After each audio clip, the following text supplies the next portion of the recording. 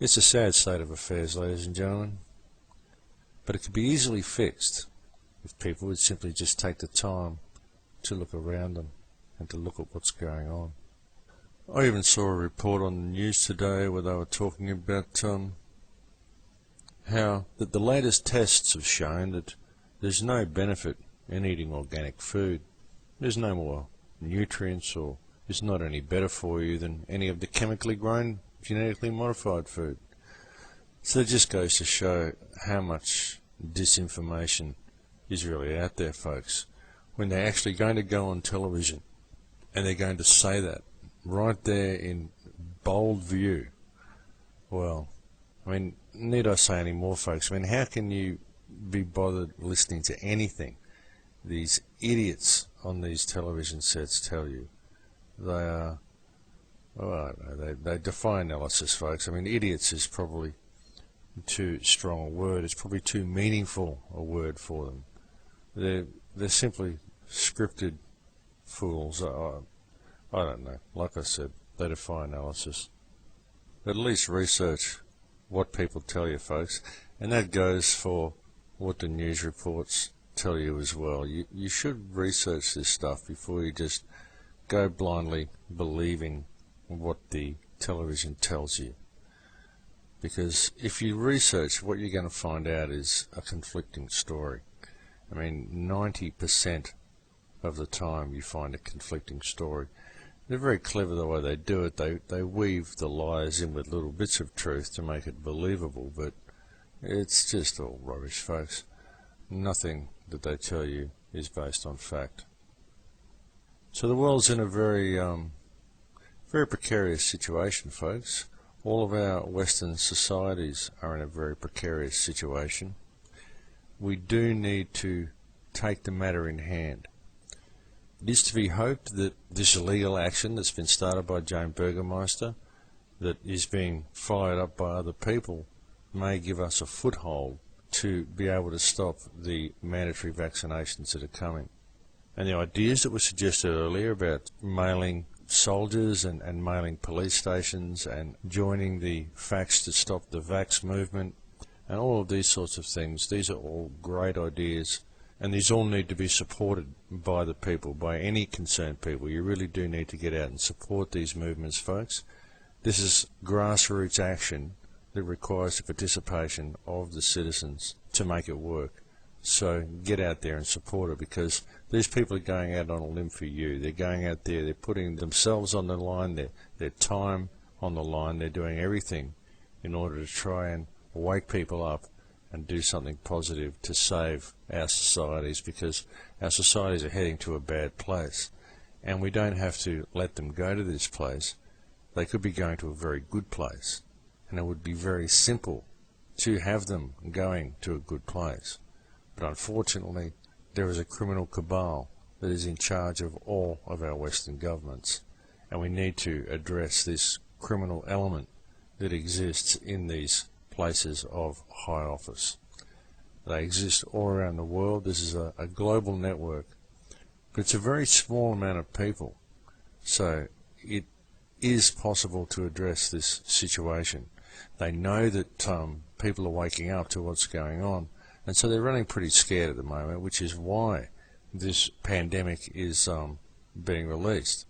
They're trying to cull the population while we're still in a manageable state, and they want to reduce it enough to keep it so it's fully manageable all the time.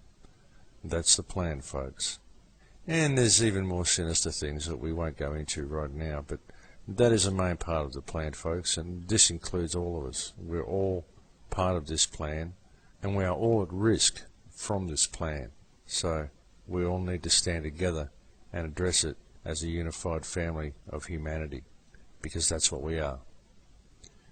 Well, we're coming up to a break, folks, and so we'll go to a break, and I will talk to you in a few minutes. Well, welcome back, folks.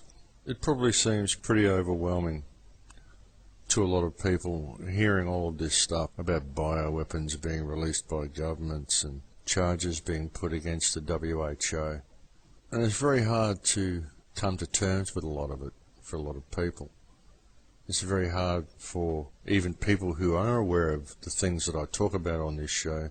It's very hard for them to spread the news to others. It's very difficult to walk up to someone and basically tell them that everything they thought was true about reality is completely fake. And there's no reason to find frustration when you're doing this, folks. I mean, that's one of the things that makes it very hard for people. They simply feel like they must wake up others. They must wake up people around them. And it is good to do that, and it is good to spread the information, but you can't be too frustrated at those around you who just refuse to wake up. At the same time, I mean, you've got to have a passion for this. I mean, I talk about it a lot. I talk about how you've got to get out, you've got to spread the word, you've got to wake people up. But I do that not out of desperation, but I do it out of love. I just love you all so much, I really do. I believe that there are a number of different realities that the world is heading to. There are 6.7 billion people that live on this planet. And so the way I see it, there are 6.7 billion possible futures that we could go to. It depends on which one we choose to go to. There are 6.7 billion parallel realities that are sitting in existence right there waiting for us all to enter right now. There's one for each of us, or there's one for all of us. I really believe it depends on what each of us chooses to manifest through the changes that are coming. A lot of society is going to be headed for a really bad place because of what is going on with all of this totalitarian police state that is growing all around us. But there's a lot of other people who simply aren't going to manifest that type of reality. They're just going to be in a completely different place. And the more people that we can get to understand that, then the more of the collective consciousness makes it to that better place. And this isn't anything New Age that I'm talking about here. I'm just talking about the different possibilities that we have open to us. You see, because the ones that make it to the better place aren't going to make it to the better place by simply sitting around and hoping to manifest a perfect reality. The way they're going to make it to the better place is by understanding their sovereignty, by understanding who they are and what they are, and the power they have to address the situation that is before their eyes to address. Because that's all it is, folks. It's just a situation. Everything that's happening is just a situation. Everything's a situation. You look at it and you see the effect that this situation has had, and so you address the cause of the situation so you can change the effect. Because it is the effect of the situation that we are in that is what we are facing as our reality. So we need to deal with the cause.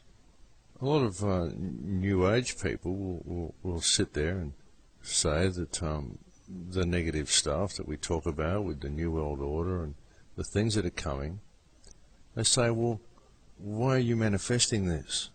Why don't you just forget about it? Because if you forget about it, you won't manifest it. But then they look up in the sky and they say, oh, look, they're out spraying chemtrails again. And they don't understand. Well, they're sitting there breathing this stuff. They're looking up and there's chemtrails in the sky, and they're acknowledging that there's chemtrails in the sky. But at the same time, they're saying, if they acknowledge that there is a New World Order and they're releasing a flu virus and a contaminated vaccine, well, they say, well, this is manifesting a negative reality. And they can look up and they can acknowledge the chemtrails. See, it's a double standard. It doesn't make any sense.